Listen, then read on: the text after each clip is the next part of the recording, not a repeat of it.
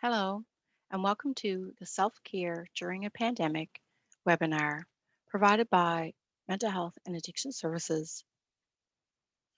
My name is Charlene Payne, and I will be facilitating this session with you today. And I thank you all for joining.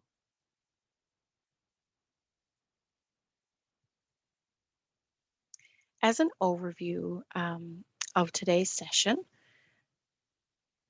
we will talk a little bit about stress, specifically how our body responds to stress and ways to manage stress. I will talk about living life during a pandemic. So, looking at some common stressors people have experienced since the pandemic began. I want to talk a little bit about self compassion, acceptance, change.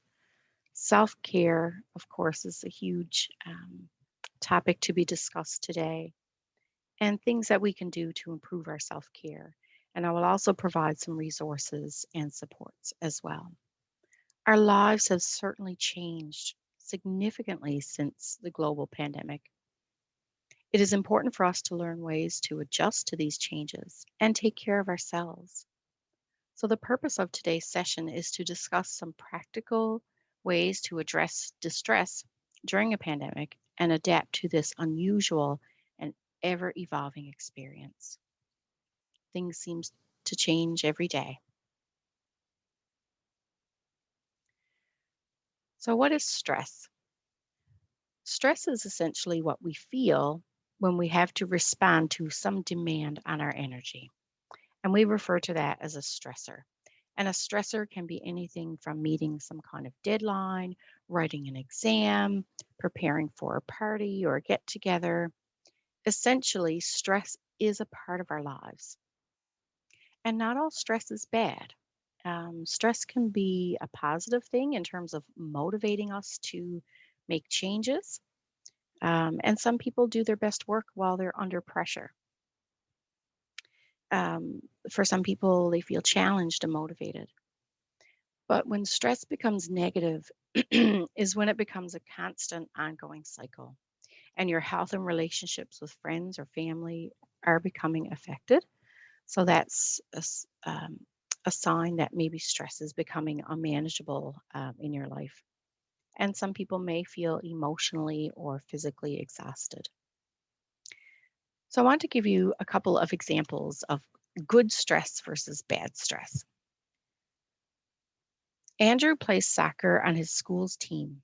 He tends to get really nervous before a game, and his stomach often feels a little queasy. At the same time, his adrenaline increases, and that helps him to perform better. Samantha tends to put school assignments off until the last minute. Sometimes waiting close to the deadline works in her favor.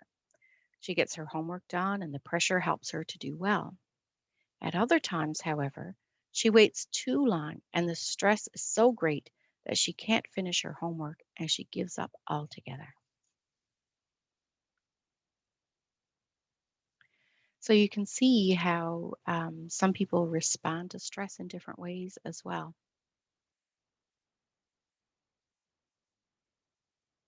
I want to talk a little bit about our stress response system and the symptoms of stress. All of these responses have a purpose for survival. The stress response is built into our bodies, and we don't have to do anything to strengthen or to build it. So, some physical or somatic symptoms would be increased adrenaline, increased heart rate, so our heart beats faster, increased sweating, reduction in the skin's blood flow, feelings of butterflies in your belly, rapid breathing, tense muscles, dry mouth are some physical signs. Some emotional signs. Uh, Emotions are a rapid response that allow us to respond quickly without thinking. So, fear or dread, irritability, feeling angry, or feeling sad for no reasons.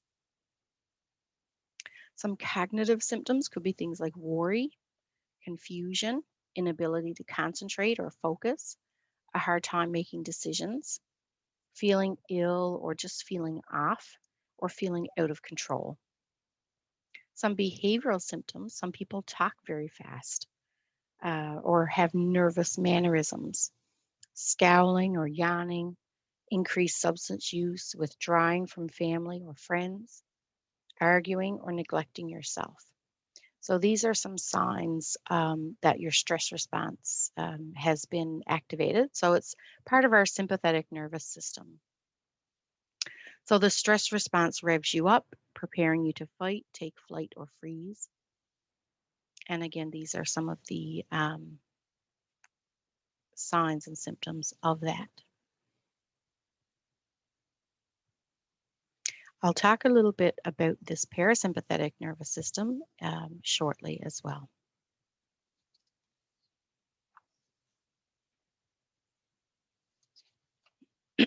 So looking at life during a pandemic, and like I mentioned before, this has certainly been a difficult and challenging time for many people. The distress caused by the coronavirus has had an impact on mental health as well. For some people, it has brought on new issues. For others with pre existing mental health issues, these issues may have significantly worsened as well. So, this is just a little note of why the coronavirus is triggering mental health issues. So, our mindset switches from living to survival.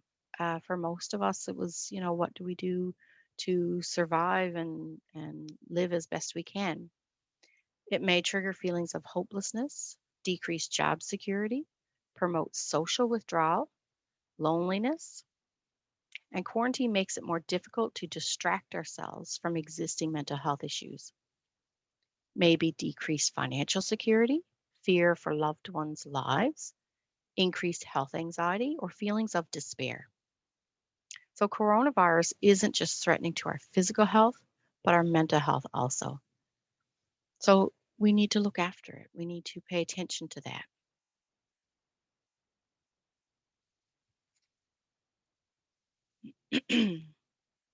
It's also important to learn how to navigate some of this uncertainty during this pandemic.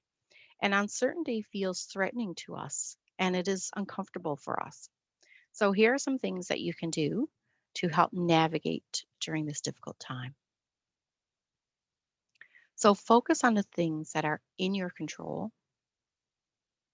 Give yourself permission to do life as it is showing up for you. So, living life on life's terms, renaming this uncertainty as possibility. Take respite from projected anxiety and choose your information sources wisely. So, again, looking at where you get your information from and how accurate is it. Returning to the present moment as an anchor, go for simple things. Eat, rest, play, love, and practice gratitude. Stay close to people and places that remind you of goodness. Validate your own feelings and channel feelings into empathetic and kind action. So, again, these are some things you can do to help you manage and work your way through this pandemic. So, earlier we talked about how our sympathetic nervous system is activated with our stress response. And I want to talk about managing distress now. And this is where this system comes into play. It's the parasympathetic nervous system. So, it's essentially called the relaxation response.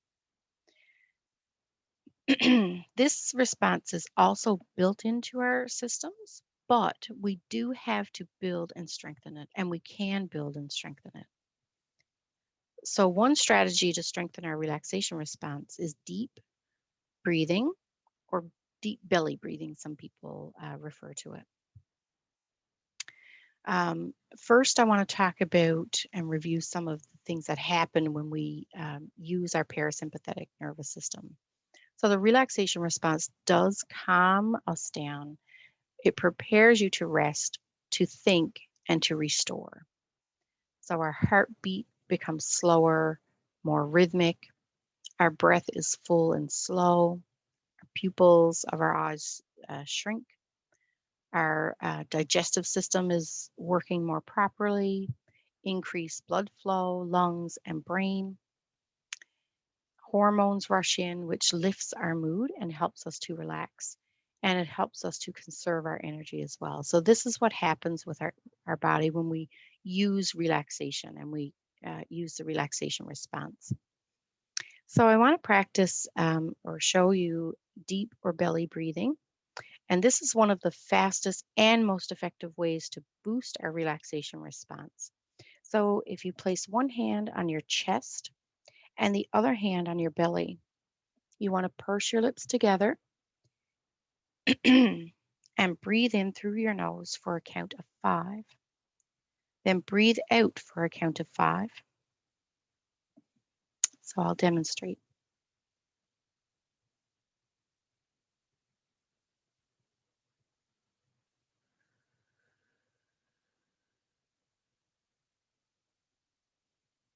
So slowly in for 5, out for 5. So after you take a few deep breaths like this, you notice if your hand that is on your belly moves more, then you are breathing deeply. If not, don't worry. The more you practice this, the easier it will be to breathe deeply. Progressive muscle relaxation is also a helpful technique to strengthen the relaxation response. I want to talk a little bit about self-compassion. This is a learnable skill, and it is important for resilience, strength, and well-being. So there are 3 basic components of self-compassion. And the first one is self-kindness. So be patient and understanding. We should treat ourselves the same way we would treat others in the same situation. Common humanity. We are human and none of us know exactly how to deal with this situation. We will make mistakes in this learning process, and that's okay. That's normal. Mindfulness is another component of self compassion. And this is where we self validate our feelings, our thoughts, and our sensations. Mindfulness is a skill of noticing this moment experience, both internally and externally. It is also paying attention to the information we receive from our 5 senses. So we pay attention to thoughts and feelings without judgment. So a self compassion mindfulness practice could be using a mantra or a statement that you repeat to yourself when you're feeling anxiety. So, for example, be gentle with yourself. You're doing the best you can. Some say kind words to themselves. Touch is important as well, as it releases oxytocin, which is our pleasure hormone. Try rubbing your arm or giving yourself a hug or massaging tense areas. And this also lowers our cortisol levels, which is our stress hormone.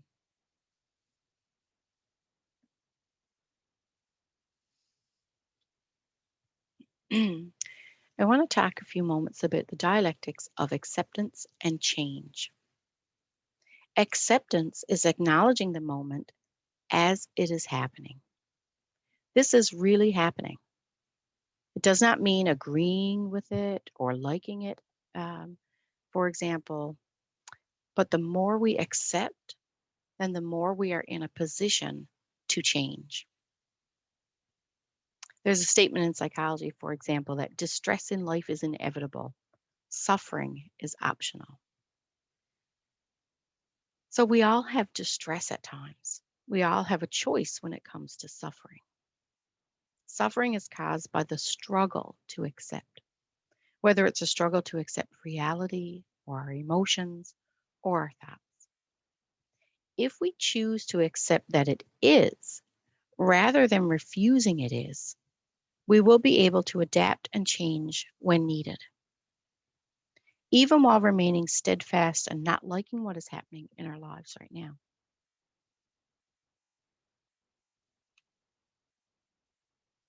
One distressing issue we need to accept is anxiety.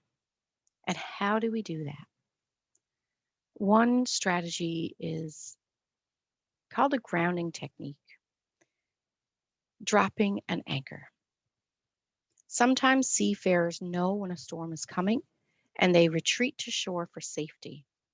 Sometimes they are not prepared, and sometimes the weather, like our life, is unpredictable. So they drop anchor until they can navigate safely again. This analogy is true when dealing with distress, thoughts, emotions, sensations, or anything else that feels stormy in our lives. So, other grounding techniques could be things like noticing what's happening around you. What are five things you can see, four things you can hear, and things you can smell, touch, and things like that. That can help you ease some anxiety as well. So, I like this quote: the only certainty in life is the uncertainty of life. Again, life is unpredictable, and we certainly know that since March of 2020. So, having beliefs or feelings that I'm doing the best that I can do and I can do better. So, this helps us to hold both acceptance and change as true simultaneously. So, there's a balance, right, between acceptance and change.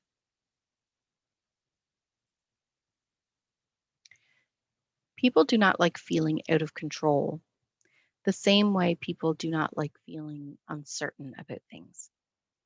So sometimes we have this illusion of control that, we can control certain aspects of our lives. But sometimes this illusion of control has been shattered during this pandemic, and we feel overwhelmed by a sense of loss. So, what can we do about it? And one of the things, you think about the serenity prayer, for example. So, grant me the serenity to accept the things I cannot change, the courage to change the things I can, and the wisdom to know the difference. So that's the key is, accepting the things that are out of our control. Some things in life we cannot change, um, but we have to have courage to change the things we can and knowing the difference between the two. So I want to go through this little graphic around, again, things that are out of our control. So, what are things that we cannot control during this pandemic? So, for example, the amount of toilet paper at the store, especially in the beginning of this pandemic, that was a huge issue in a lot of areas. How long this will last, how other people react, other people's motives, predicting what will happen, the actions of others. So, whether people wear masks or not wear masks, that's out of our control. If others follow the rules of social distancing. So, these are things that are out of our control. So we can let go of these things. We can choose to not focus our attention on these things, as this will increase our distress. It will increase our anxiety as well. When we are not noticing our attention focus on these outside items, it's time to just notice them, drop our anchor, and do something on the inside circle instead, and then move forward. These are the things that we can control individually. So you choose to focus on these things instead. So your own positive attitude, turning off the news, finding fun things to do at home, limiting my social media, my kindness and grace, my own social distancing, and how I follow public health guidelines and recommendations. So these are the things that are within your control. You focus on these and then move forward.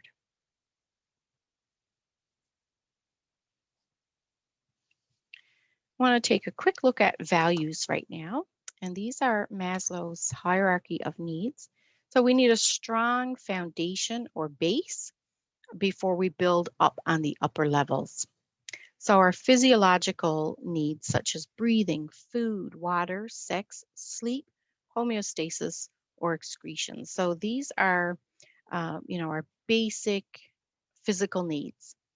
Then we have safety needs, security, love or belonging, friendship, family, esteem, so self esteem, confidence, achievement.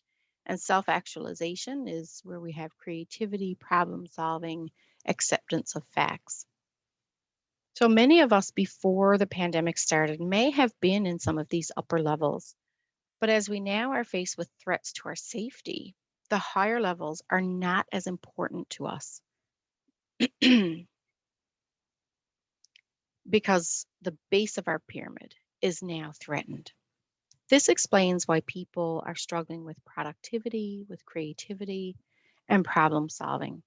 It is very important that we now focus on meeting our basic, essential, or physiological needs and move up to the other needs.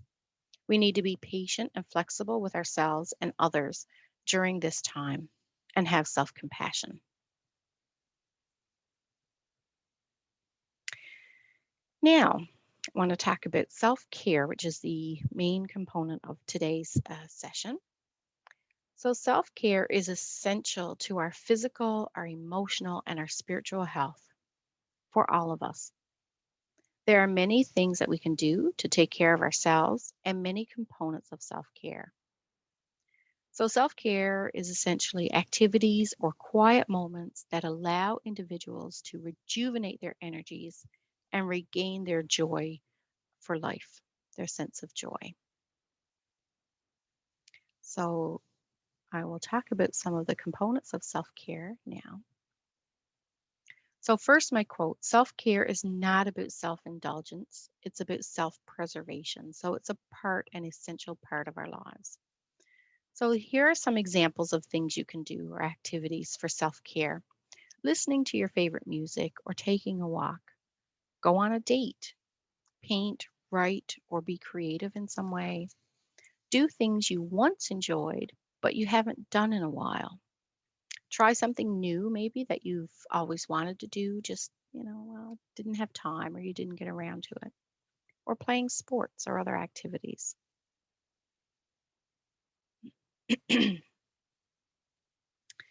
A joy list is also important as self care.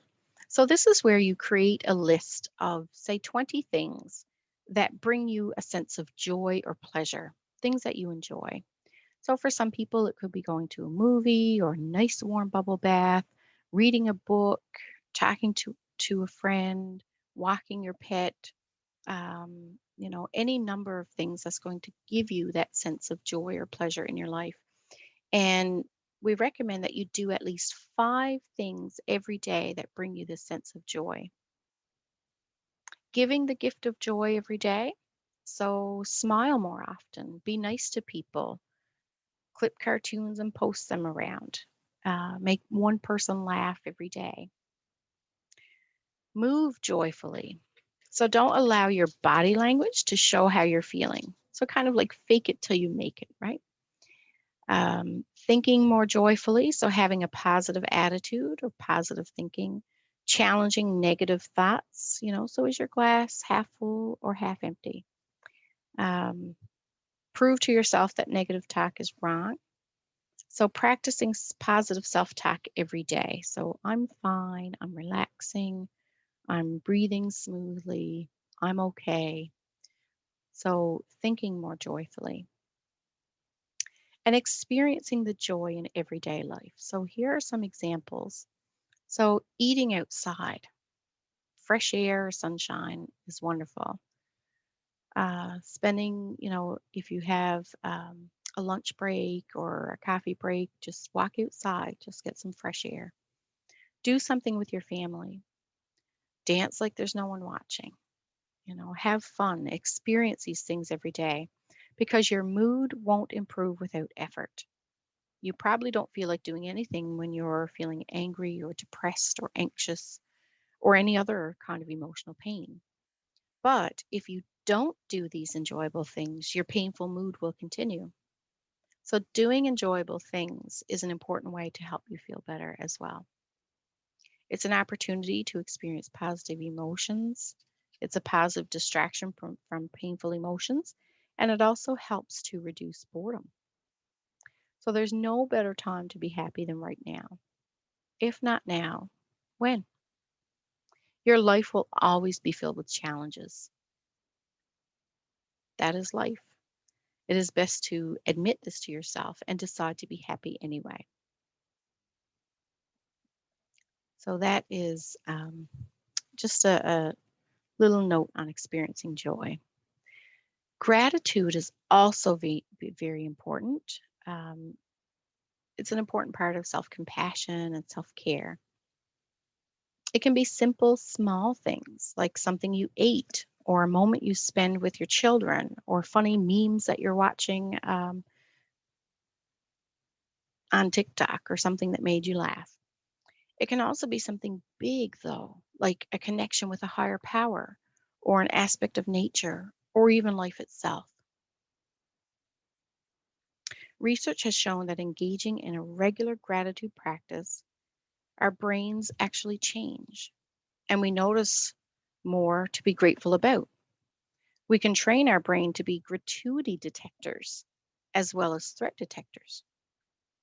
Appreciation means recognition and enjoyment of the good qualities of someone or something. It also means increasing them in monetary value.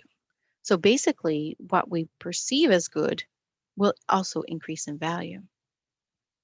So the more we train our brains, the more good we will see, but we will need to work at it in the beginning. So gratuity is an activity which really helps us to navigate our emotions as well. So looking at what are you grateful for?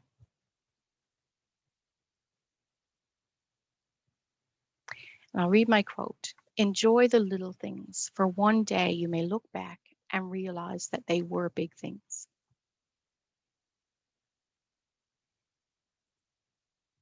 So again, navigating our emotions is an important um, way for us to manage this challenging and difficult time. There are many feelings that people have been experiencing, such as anger or sadness, frustration, and some people have experienced happiness. So we need to just self validate all emotions that we are experiencing. We also need to validate the many losses of normalcy and events since the pandemic began. So our lives have changed significantly. So here's the essence of self validation. So letting go of judgments of yourself, because this typically leads to shame. We need to notice any shame that we feel and let it go by finding the alternative primary emotion and then allowing yourself to feel that emotion. Describe situations, acknowledge our wants, our needs, and our preferences. Practice just being who you are. And when in doubt, imagine that someone you care about and respect is in your situation. What would you say to that person? How would you respond? And then you need to practice responding that way to yourself.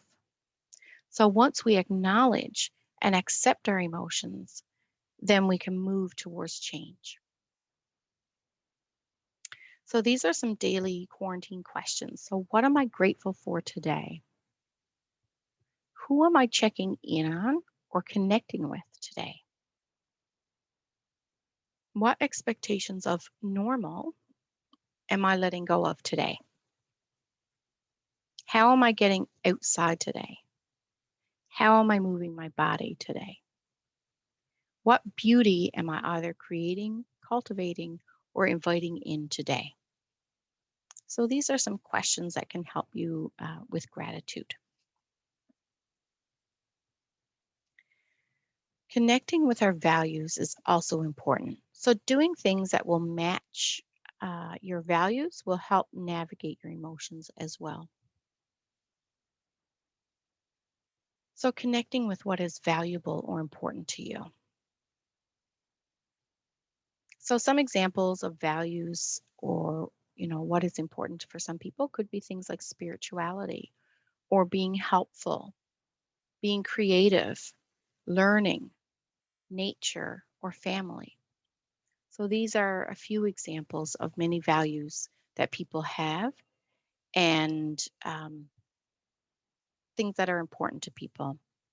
So values drive our behaviors, which impacts our emotions as well.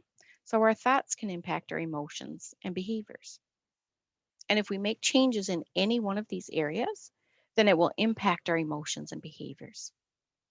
If we treat our physical needs, it will help us think more clearly and be more emotionally regulated and more energized and engage in more helpful behaviors.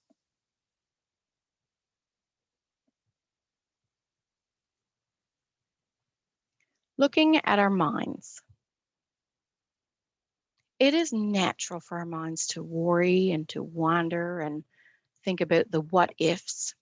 What if this happened? What if I had gotten sick? What if, one of my children has COVID-19? It's natural for our minds to wonder about these things because it is our mind's job to alert us to any potential threats, right?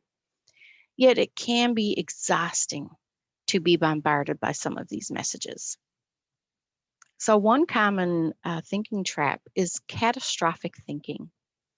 And this is where we overestimate the probability that an extremely negative event will happen. So, expecting the absolute worst case scenario. It is also underestimating our ability to cope or manage this disastrous event. So, while this thinking style is natural, again, to alert us to threats, the challenge is that our system cannot differentiate between actual and perceived threats. So if we believe that the thought is true and we buy into it, then our bodies will also believe it is true and that stress response system will kick in. Whereas if we treat it as it is, and by examining the evidence that disputes those fears, then the body's response system won't be as engaged. And then I can continue to do what I was doing before it set off that alarm system. So it's important to find rational thoughts to dispute some of these catastrophic thoughts. So, for example, not everyone who comes into contact with the virus will be symptomatic. The vast majority of those who are symptomatic do not require interventions. There are practices that I can do to reduce my risks of getting the virus. So, rational thinking is not like putting on your rose colored glasses either.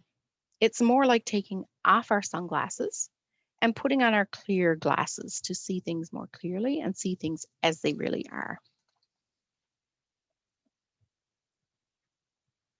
So, we need to balance acceptance and change. So, think back to the acceptance and change. So, this is basically acceptance and commitment therapy. And this helps with the accept part and frees ourselves from the struggle and move towards change. So there are many strategies for engaging our minds and our thoughts. And this is called a diffusion strategy. So when we can defuse and see things and thoughts for what they really are, as just thoughts, it allows us to make choices. And we are no longer blindly accepting them as true. So first, we see the thought as true. So for example, right here, I am stupid. So you're believing that, right? Life will never be the same as before coronavirus. In the second, right here, you just say that I'm having the thought that life will never be the same. This is just a thought. There is no evidence that this is true. So you're questioning, right? There's no evidence to say that what I'm thinking is true. And finally, over here, you're noticing that you're having the thought that life will never be the same. So in this instance, you're simply noticing the thought as just words created by your brain. Thoughts are just thoughts, and you are not believing them as true. So here you believe everything you think, you feel is true. Here you're questioning, what is the evidence? And here you're simply noticing the thought and letting it go. So simply, it could be the same as, placing it on a leaf on a stream and watching it float down the river. So do you simply notice these thoughts so you can move towards change? Or do you hold on to them and believe that they're true, or you struggle with them? So this diffusion strategy can be helpful. So choosing a new mindset that works for you. So again, if we're looking at changing how we think about things, and thinking more realistically or more positive in a more positive way, here are some examples of a mindset shift during a pandemic. So instead of feeling that I'm stuck at home, you can switch it to thinking, I get to be safe in my home and spend more time with my family. I will get sick. You replace those thoughts with, I will self isolate, wash my hands, and this will decrease my chances of getting sick. I will run out of items at home during self isolation. I have prepared for this and I will use my items wisely. I have everything I need for now. Everything is shutting down and I'm starting to panic. You switch that mindset to the most important places, such as medical centers, pharmacies, grocery stores, do remain open. The thought that there's too much uncertainty right now, you can switch that to be, while I can't control the situation around me, I can control my own actions. So, doing deep breathing, calling loved ones, getting enough sleep, proper healthy eating, prayer, or doing activities that I love at home will all help during this difficult time.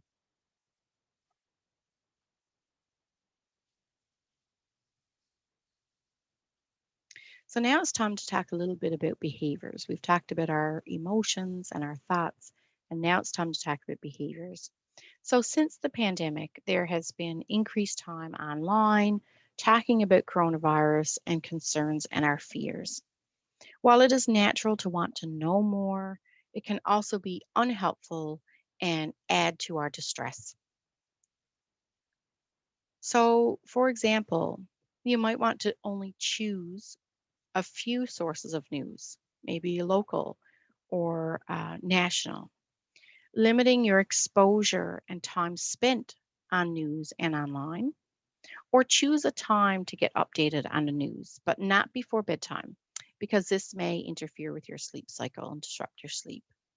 And some people might want to choose a timer. I'm going to limit myself to half an hour reading up on news or whatever you choose to do. So, this is a very challenging time. So, it's important to look at choosing actions or behaviors that will decrease our levels of distress. So, here is where we have this diagram here, where we have a challenging situation on the bottom. And then we have a choice point. So, essentially, we look at our values that you want to live by and skills or strengths that you can use, and difficult feelings and thoughts that show up in response to the challenge. So you need to kind of consider those things as well. So from here, you make a choice. Do you move towards the outcome you want, acting effectively, behaving that the way you want to, and be the person you want to be? Or do you choose to move away from the outcome that you want, acting ineffectively or behaving unlike the person that you want to be? So we all have this choice point in all situations that we are faced with, and we can make that choice of how to respond in a more positive way. So remember that everyone is different, though, and we all have to kind of find our own way through this path and our journey, and you have to do it in a way that would be most helpful for you. So we want to limit the activities that will increase our level of distress and engage in activities that will decrease the distress. So things like doing scavenger hunts or neighborhood bingo games or online concerts. You know, there's some websites now that you can view online concerts or shows. Some zoos or museums are now offering like virtual tours, online groups or courses, or having family game nights, family movie nights. There's a number of activities that you can engage in that will decrease the distress.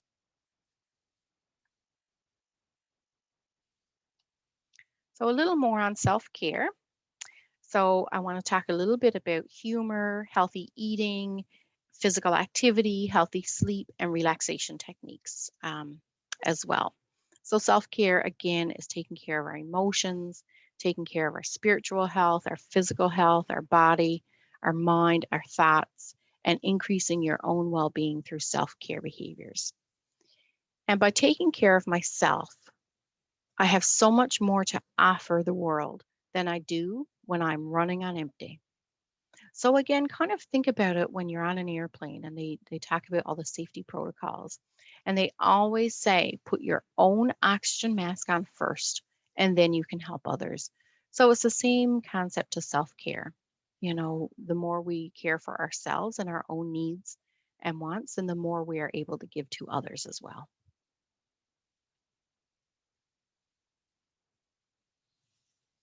So laughter and humor, very helpful to our overall health as well. Very essential part of self care. Has many great benefits to our health. You know, it lowers our blood pressure, improves our immune system. It also releases endorphins in our body, which is a natural painkiller to our system. So that goes with the saying, laughter is the best medicine, right? So it really is an important part. There's a quote here too that laughing through hard times is how I've gotten through my whole life. You know, so finding humor in things. So just to highlight the some of the benefits of laughter. So 100 laughs is the same effect as 10 minutes on a rowing machine. We have 10 minutes of laughter has the same benefits to our body as 2 hours of sleep. And I really like this one. 15 minutes of laughter has the same relaxing effect as 8 hours of meditation. So definitely, laughter is good for our bodies and good for our souls, and has many benefits there. And I mean like a good deep belly laugh. Healthy eating is very important as well for our physical and our mental health.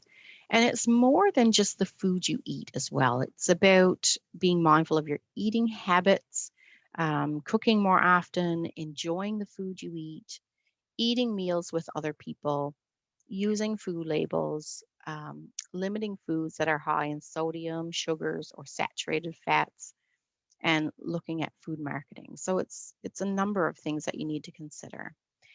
It's important to eat a variety of healthy foods each day. So, you know, lots of fruits and vegetables, um, a lot of protein food, making water your drink of choice, choosing whole grain foods.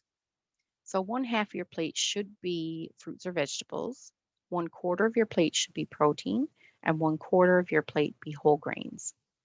So that's essentially following Health Canada's food guide guidelines. Healthy eating helps improve our mood, our energy levels, also improves our hormone and immunity, and improves our cognitive function as well. So eating regularly and fueling your body. So we recommend, you know, 3 meals a day plus 2 to 3 healthy snacks. Eating about every 4 hours to keep up your metabolism. Listening to your hunger. So eat when you are hungry and include fruits and vegetables into your snack and meal. So cutting down on caffeine is important. Being aware of emotional eating, you know, and limiting alcohol as well. Physical activity. So mental health and exercise also go together. Physical activity can be challenging at the best of times, but incorporating some physical activity into your routine is helpful. So, the benefits of exercise on mental health could be things like increased well being, boosts our brain power, increased confidence, improved sleep, increased self esteem, reduced anxiety, increased mood, reduce depression, increase energy, and reduce stress levels. So, those are some of the benefits on our mental health. So, physical activity does help our growth and development. So, everything is better when you're moving, essentially. So, physical activity reduces anger, depression, anxiety. Um, it improves our mood, our sleep, our focus, our motivation, self esteem, and it also promotes relaxation. It also helps prevent some chronic health conditions. So, what you do monthly or yearly does make a difference. So, you want to combine aerobic and strengthening exercises. So, to achieve health benefits, you need to do both of these. Aerobic exercises results in faster breathing, a warm feeling, and increased heart rate. Strengthening activities will strengthen your bones and muscles. So, for optimal health benefits, youth aged 5 to 17 should achieve high levels of physical activity, low levels of sedentary behavior, so sitting for long periods, and sufficient sleep each day. So, we recommend about 60 minutes a day of moderate to vigorous physical activity. So, at least 3 days a week, you want to incorporate um, strengthening activities, aerobic activities, and bone and muscle strengthening activities. So, light physical activity is important as well. So, even things like household um, cleaning and things like that. So, several hours of a variety of structured and unstructured light activity. So, essentially, with physical activity, you need to find an activity that you enjoy, something that you like doing. So, keep moving like my little guy here. A loss of sleep contributes to stress. It contributes to an inability to learn and poor concentration. And this has been a huge impact, I would say, to a lot of people since the pandemic began.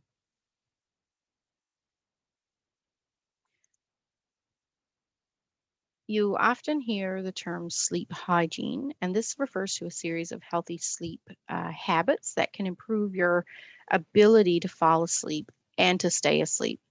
So, establishing behaviors that help you get quality sleep on a regular basis. Healthy sleep is needed to repair our bodies.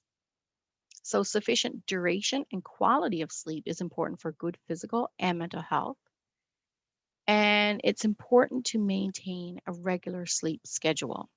So, for example, having the same bedtime and the same wake time, even on weekends or holidays. So, there's a number of things you can do and arrange to promote healthy sleep, and that's practicing relaxation or mindfulness stress reduction techniques. Again, physical activity, avoiding caffeine before bed or energy drinks, keeping your room dark, cool, and quiet, keeping the noise down. Make sure your bed is comfortable and your bedding is loose so you can easily move around while you're asleep. Also, looking at your pillow. If you're waking with a stiff neck or stiff back, you may need to consider a new pillow or, a mattress cover, anything like that. So, we recommend for adults anywhere between 6 to 9 hours of sleep is considered within a normal, healthy range. Um, so, like my little guy here got 8 hours of sleep. But again, keeping in mind that everyone is different, and some people can function very well with 6 hours. Other people may need 9 hours to feel that same level of functionality. And the essential thing is finding your own sleep schedule that works for you. Um, There's also a recorded session on healthy sleep if you require more information on this area. Relaxation techniques. So, relaxation is essentially freedom from tension, and it has many great benefits to our overall health and wellness. It helps lower blood pressure, it decreases pain, it enhances our flexibility or sense of balance, it gives us a sense of more energy and an overall greater sense of well being. It provides us with increased confidence, courage, motivation, creativity, and productivity in our lives. So, learning relaxation techniques can be a wonderful way to help you control your response to stress. It does take some practice and commitment. So, like anything worthwhile, the more time and effort you put into it, then the more you will get out of it. So, this means practicing it on a regular basis. And then, when you need it, when the stress response system is activated, you'll be able to use it more quickly.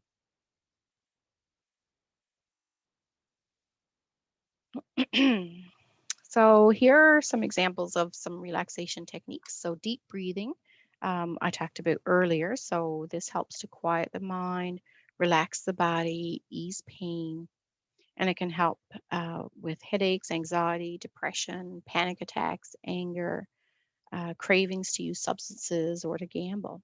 So, deep breathing is very important. Meditation. Meditation is calming your thoughts by completely focusing your mind on one thing, and it helps your body relax and recover from the effects of stress. Stretching exercises is a good way to keep your muscles flexible and help you relax. It can also relieve tension in your head, your neck, your shoulders, and it also helps keep your muscles less prone to injury. We have progressive muscle relaxation, and this essentially is the idea that in order to know how it feels to be relaxed, you need to know how it feels to be tense. I'll talk about that shortly. Laughter, we already discussed. Visualization, I'll discuss in a moment. Massage therapy is useful for releasing, again, that muscle tension, promoting relaxation, and helping with pain relief also.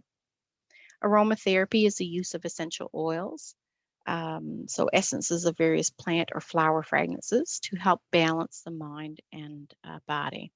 It can help promote relaxation, provide relief from insomnia, or relieve pain, enhance mood, and combat allergies. So essential oils may be used in many ways, and they may, be applied with uh, compresses, warm baths, or lightly scented linens. So lavender, for example, would have a calming, relaxing effect, helps with depression, muscle pain, or sinusitis. Chamomile is for relaxation or allergies. Eucalyptus is a stimulant and a decongestant as well. Having pets or music can help relieve stress as well. Positive self talk is essentially your inner voice. So we talked about that earlier in terms of changing how you think about things to be more positive. So looking for those good moments and paying attention to them. And we talked about physical activity and healthy eating as well. So visualization uses mental images or stories to help you relax, to help reduce pain, and to sleep better. So it's basically using the power of your imagination to help shape your mood.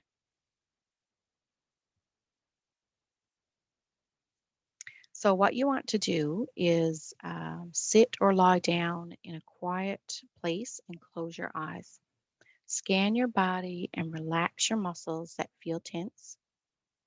You need to imagine a pleasant, peaceful scene and picture yourself in this setting. Focus on the scene for a set amount of time, then gradually return to your other activities. So, I want to go through a quick example of a visualization exercise, and you may close your eyes if you wish. It is a warm day. You are lying on your back on your raft, drifting. in the shade of the trees along the shore. You trail your fingers in the cool water, relaxing completely, just rocking gently on the water and watching tiny, fluffy clouds drift across the sky. It is very comfortable. You lie there as long as you want, just feeling relaxed.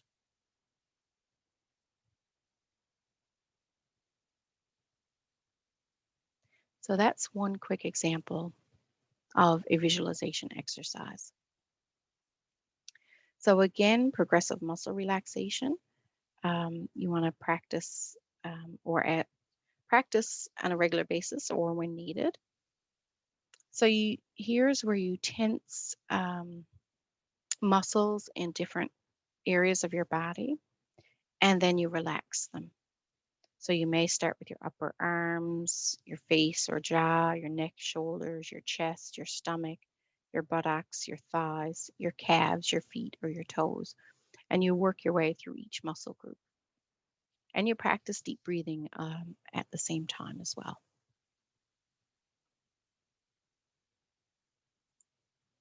Substance use, I want to talk about as well. So while it's normal for some people to want to either numb or distract or avoid distress by using substances, it does put you at a huge risk at this time, and it may lead to problematic substance use or addiction. So it is a huge risk right now. And research suggests that smoking and vaping greatly increases the respiratory effects of COVID-19. So we need to be strengthening our lungs in order to help us fight this virus if we do get it. So substance use does make us more vulnerable to mental health consequences at a time when we are already under a significant amount of distress and stress. So just please keep in mind that moderation and using safely is very important at this time to reduce your risks of harm. So, you know, practicing moderation is things like buying safer. So always purchase products from, a licensed retailer. Take breaks or days off from using alcohol or other substances. Avoid vaping liquid cannabis extracts or pods. And because cannabis products do vary in terms of their THC or CBD levels, always read the label. If you're concerned about you or loved one's substance use, reach out. Looking at when zero is the limit.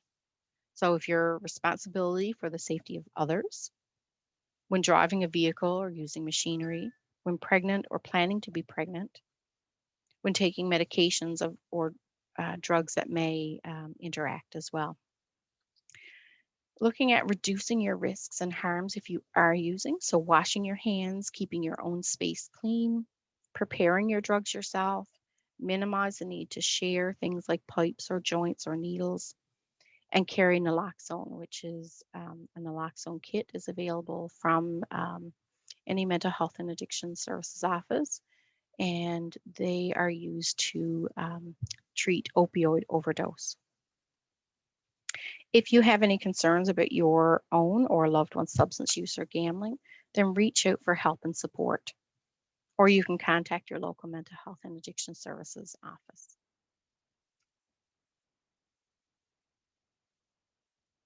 So again, there are supports out there. You don't have to do everything alone. So looking at who is in your support network, and there are different types of support. So there's emotional support. So who can you go to talk about things when you're struggling with something? Moral support would be someone who gives you a sense of encouragement, like you can do this, you got this. Mentors will be someone who gives you guidance or direction. Instrumental support would be helping out with day-to-day things like childcare or housework or transportation or homework, any number of things. Companionship is important, and this is where sometimes pets can be essential in helping us and in many ways. something that gives you a sense of belonging. Also, informational support. So, who do you go for accurate information and reliable information? So, it's important to look at who is in your support network. Who could you go to for some of these things? And it could be different people, your friends or family or coworkers. So, who's in your support network? And where would you go to seek professional help? And some people may have health insurances or employee assistance programs that may provide private counseling services. We have mental health and addiction services as well that provide many services and programs to individuals struggling with any mental health or substance use issue or gambling.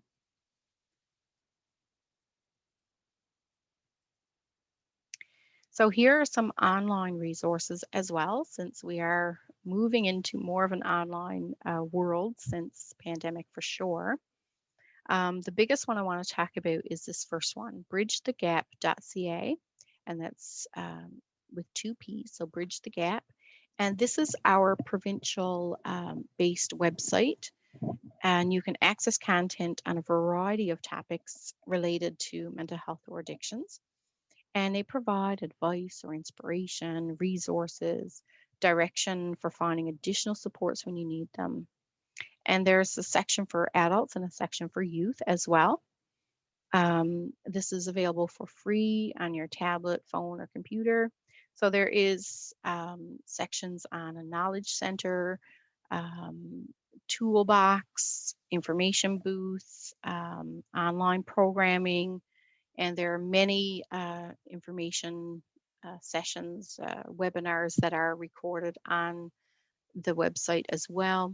There's links to different relaxation exercises, many sources of information on our provincial website, bridgethegap.ca. We also have our provincial mental health screening program, which is checkitoutnl.ca. And this is, again, our online screening tool for mental health. So it's based on the idea that um, if you go to your doctor for a physical health checkup, then you can take one of our short screening questionnaires to check your mental health.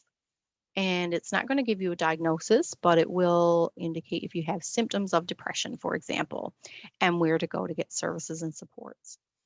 Also, anyone who completes a screener online can enter to win a grocery card. We also have our westernhealth.nl.ca website. And if you go /MHA, mental health and addictions, you will get access to our programs, our services, descriptions, and things like that. So I would recommend you look at that website. There is a care for your coronavirus toolkit. So virusanxiety.com, anxietycanada.ca, and this is anything you need to know about anxiety. And it's anxietycanada.ca, ways to manage anxiety. I also included our Government of Newfoundland and Labrador website, so gov.nl.ca/COVID-19. And this will give you up-to-date, accurate information on the pandemic as it relates to our province in Newfoundland and Labrador. They also have links to a number of programs and services that are available to people in our province. GetSelfHelp.co.uk is another online resource that will give you some information sheets and things like that on a number of topics. Also, reach out to a number of community groups or organizations that provide support and services during this challenging time. So, mental health and addiction services, we are a service offered to people who may be struggling or experiencing a challenging time in their lives. So, we support individuals who are living with mental health and or addiction, mental illness issues, and their families. So, we do offer a variety of programs and services. Doorways as our single session walk-in service available in all of our office locations, and we have offices in Port aux Basques and Stephenville and Burgeo, Corner Brook, Deer Lake, Norse Point, and Port Saunders. So we also provide individual, group, or couples counseling, consultation services, education, skills development, presentations, referral to other services, or therapy assisted online is another online counseling service that we do provide as well. So anyone can contact our offices to make a referral or refer another person as long as you have that person's consent. So again, here are our office locations and the contact numbers. So the number for Portobasque, Burgeo, Stephenville. Corner Brook, we have 35 Boones Road for services for adults, and Blomidon Place is for children, youth, and their families. So 19 and older would go to adult services, and younger would go to Blomidon Place. Deer Lake number, Norse Point, and Port Saunders. And again, since the pandemic, many of our services are available via telehealth or virtual. We've been working very hard to improve access to our programs and services to meet the needs of individuals in our province. And, this is one example of how we're improving access is, recording some of our presentations and webinars and having them available on websites. So eMental Health Services, we have a wide range of services that are free and available to all people of our province, and some are more focused on youth or adults, and many are for both. So these are just some examples. So the Kids Help Phone, Gambling Helpline, the Smokers Helpline, our provincial health line number 811. We have a program called I Can Conquer Anxiety and Nervousness. We have Strongest Families, Hope for Wellness, Mental Health Crisis Line. There's just a number of different ones. And all of these programs are available and accessible on our Bridge the Gap website. So again, these are just some crisis and helpline numbers. So our mental health crisis line, you can also crisis text line that we do have. You can text talk to this number. Kids Help Phone, Channel Warm Line, First Nations and Inuit Hope for Wellness line. We have the Sexual Assault Crisis and Prevention line, Smokers Helpline, and our Provincial Health Line number. We also have a systems navigator, and right now this person provides support for individuals and family members to basically navigate where they can go for services and supports. So it's a central point of contact, and they improve a person's awareness of services that are available, identifying and addressing system barriers, improving coordination among services, and ensuring continuity of care. So if someone calls up and I'm from such a place, and the navigator will help you figure out where you can go and what's available in your area. And again, we have our Bridge the Gap website, which is our service directory, resources, and links to self-help and counselor-assisted programs, our checkitouTNL.ca, and our Doorways service. Again, this is rapid access to mental health and addictions counseling services, one session at a time. And this is available for youth 12 years of age and older, and adults. So while most locations offer a walk-in or drop-in service, some locations do provide same day or next day or by appointments. So just contact the office. And you meet with a counselor, and basically at the end of the session, you decide, okay, where do I go next?